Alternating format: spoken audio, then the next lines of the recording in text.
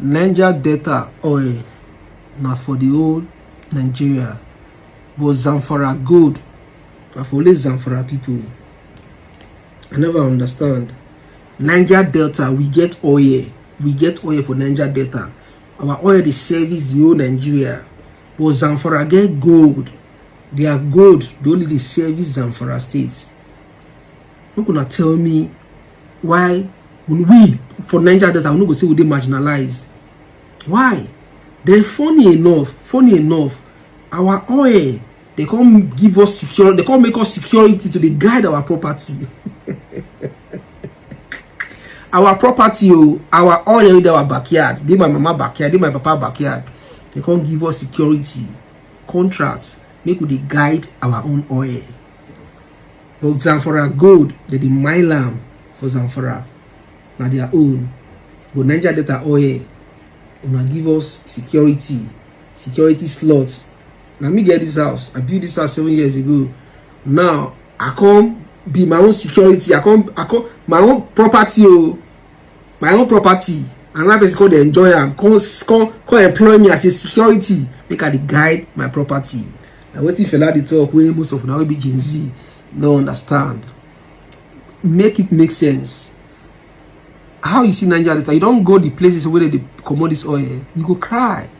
Go to these places. You go understand what they talk. The place is looking dilapidated.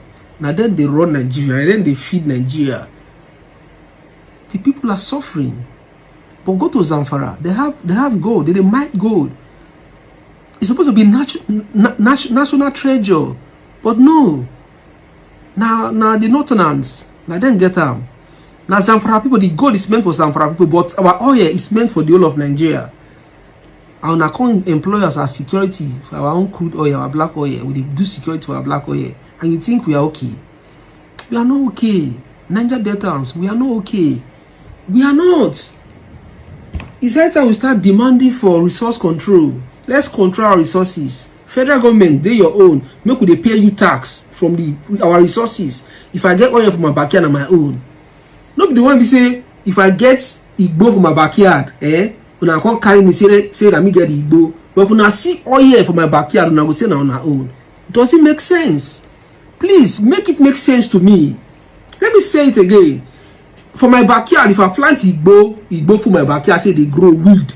Federal government go come, they go arrest me, say that me get them. But the day when they get oil for my backyard, federal government go come say that backyard not their own. Injustice meted on us, Niger Delta, and we all they keep quiet. But at the end of the day, we are learning already. Peace and love. When people talk about Nigeria, they often speak in broad terms, using the language of unity, national interest, and shared destiny, but beneath those carefully chosen words lies a long history of unresolved questions, uneven development, and deeply rooted frustrations that many communities have learned to live with in silence. One of the most persistent of these frustrations comes from the Niger Delta, a region that has contributed enormously to the survival of the Nigerian state yet continues to struggle with underdevelopment, environmental degradation, and economic exclusion. This reality is not always easy to discuss openly, especially in a country where sensitive topics can quickly be misunderstood or politicized, but meaningful progress has never come from avoiding difficult conversations. It comes from examining facts carefully, speaking with restraint, and asking honest questions that deserve honest answers.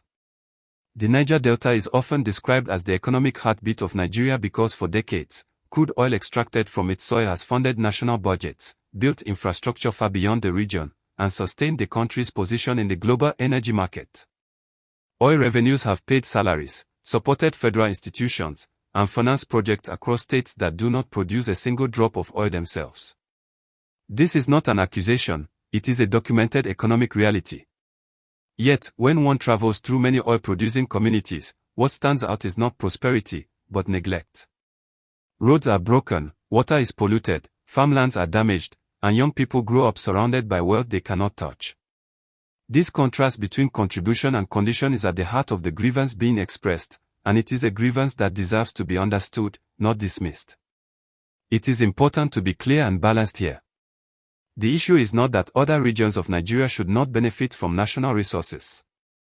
Nigeria is a federation, and shared resources are part of that structure. The real question is about fairness, proportionality, and local participation. When resources are extracted from a particular area, international best practices suggest that the host communities should see visible development, meaningful employment, and a sense of ownership in the process. In the Niger Delta, many people feel that this principle has not been respected.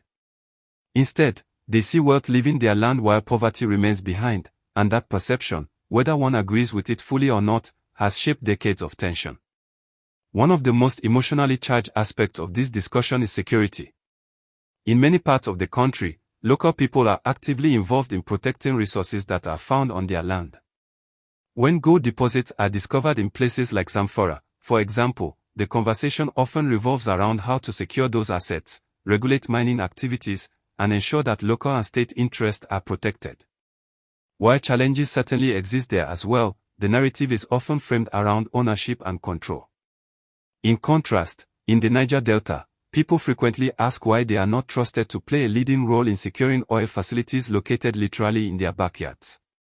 Instead, security contracts are often awarded to external actors, leaving locals feeling excluded from both protection and profit.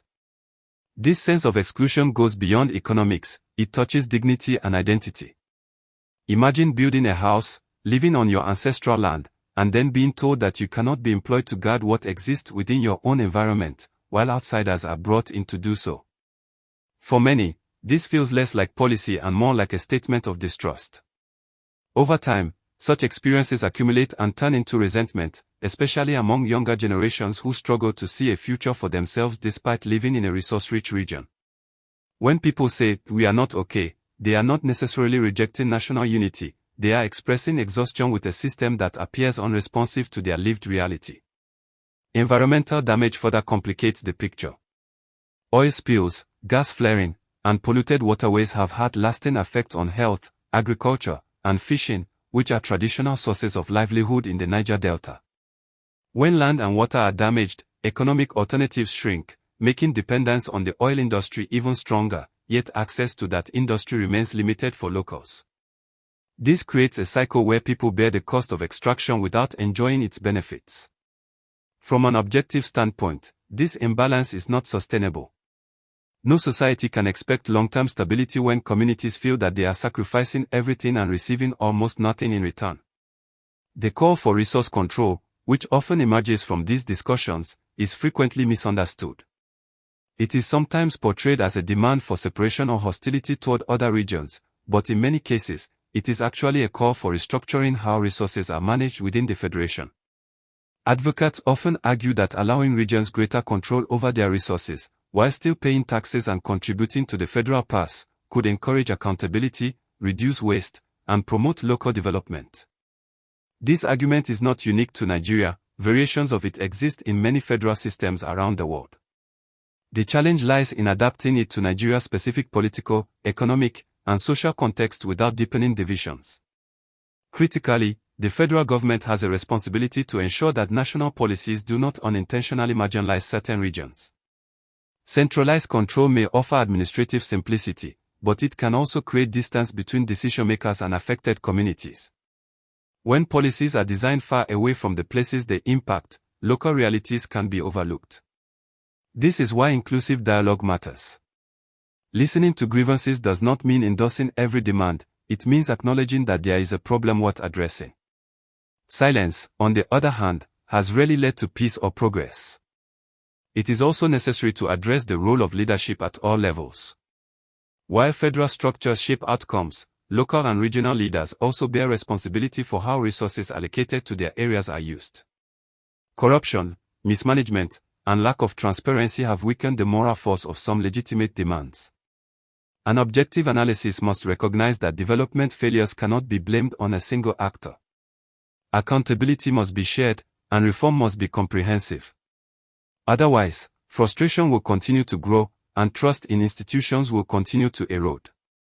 For younger audiences, especially Gen Z viewers who may not have lived through earlier phases of this struggle, context is essential. The anger and frustration expressed today did not appear overnight. They are the result of decades of policies, broken promises, and unaddressed environmental harm.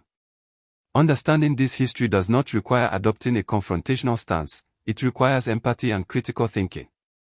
If you're watching this and you're trying to make sense of why these conversations keep resurfacing, take a moment to look beyond headlines and listen to the lived experiences behind them. And if you find this analysis helpful so far, this is a good point to subscribe to the channel, share your thoughts in the comments, and help keep these discussions informed and respectful. At its core, the debate is about justice, not privilege. It is about whether people should have a meaningful say in how resources taken from their land are managed, and whether development should be visible where wealth is generated. These questions are not radical, they are fundamental to good governance. Ignoring them risks deepening feelings of alienation and misunderstanding across regions. Addressing them thoughtfully, on the other hand, could strengthen national cohesion by showing that every community matters. There is also a psychological dimension that often goes unnoticed. When people repeatedly feel unheard, they may withdraw, become apathetic, or, in some cases, express their frustration in ways that draw negative attention. Preventing this requires proactive engagement, not reactive measures.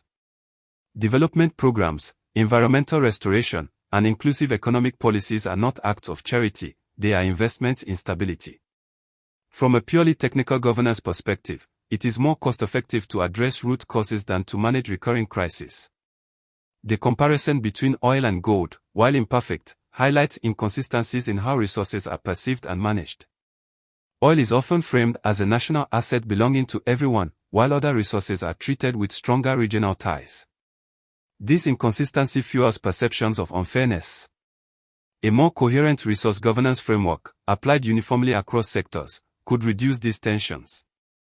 Such a framework would clearly define roles, responsibilities, and benefits for federal, state, and local actors, leaving less room for suspicion and grievance. Ultimately, the message being expressed is not one of hostility, but of fatigue mixed with hope.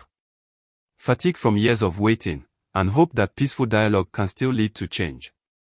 The closing emphasis on peace and love is important. It signals that despite deep frustration, there is still a desire for coexistence and mutual respect. That desire should not be taken for granted. Peace is not just the absence of conflict, it is the presence of fairness and opportunity. As this analysis comes together, it is worth reminding ourselves that nations are built not only on resources, but on trust. Trust grows when people see that their sacrifices are acknowledged and their voices matter. Whether one agrees with every point raised or not, dismissing these concerns outright would be a mistake. Engaging with them critically, calmly, and constructively is the path forward. If you have thoughts on this topic, drop them in the comments, keep the conversation respectful, and don't forget to share this video with others who care about informed discussions on national development. Subscribing helps support deeper analysis like this, and your engagement keeps these conversations alive.